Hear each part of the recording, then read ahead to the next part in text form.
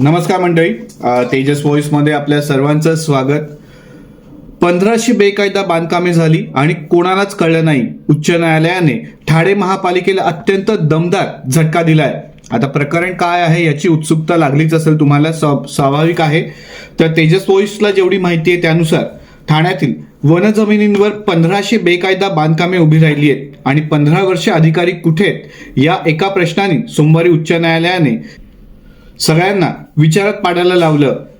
तेजस व्हॉइसच्या माध्यमातून आम्ही सांगू इच्छितो, ठाण्यातील पाटीलपाडा परिसरातील जमीन वन विभागासाठी आरक्षित आहे, त्यातील काही गायरांसाठी.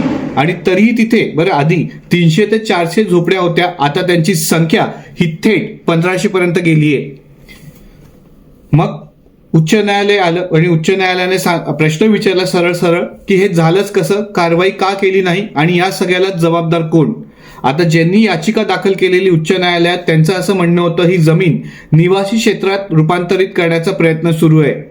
आणि आश्चर्य म्हणजे ही संपूर्ण जागा, खरंच आश्चर्याची गोष्ट आहे, ही संपूर्ण जागा जिथे ठाणे महानगरपालिका आयुक्तांचा निवासस्थान आहे म्हणजे बंगला आहे, त्याच्या मागेच ही जागा आहे. यावेळी उच्च न्यायालयाच्या न्यायमूर्ती यांनी अधिकारी इतके वर्ष काय करत होते, त्यांच्या विरुद्ध कारवाई का नाही झाली असा थेट प्रश्नच विचारला. आणि ठाणे महापालिकेला याचे लगेच उत्तर द्यावे लागेल, नाहीतर मुख्य सचिवांना थेट चौकशीचे आदेश दिले जातील असा सज्जड दम ठाणे महानगरपालिकेला दिलाय. सर्व बेकायदा बांधकामांवर कारवाई अपरिहार्य आहे असं न्यायालयाने स्पष्ट केले. आता या केसची पुढची सुनावणी येत्या गुरुवारी आहे. तुम्हाला माहिती आहे आपल्या महाराष्ट्रात गेल्या अनेक दिवसांपासून प्राण्यांचा वावर वाढतोय, त्यांचा अटॅक वाढतोय.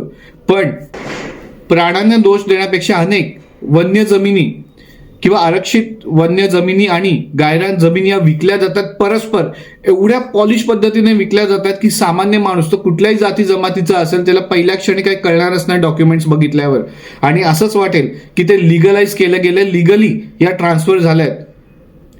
मला असं वाटतं ही लढाई आहे आणि आनंद आहे तेजस व्हॉइसला की मुंबई उच्च न्यायालयासहित देशातील सर्व उच्च न्यायालय आणि सुप्रीम कोर्ट आता कुठेतरी कडक भूमिका घेते. जी पॉवर आहे, जी ऑथॉरिटी आहे, त्याचा ते योग्य वापर करतील आणि देश सुजलाम सुफलाम होण्याकडे यशस्वी प्रयत्न नक्की करेल.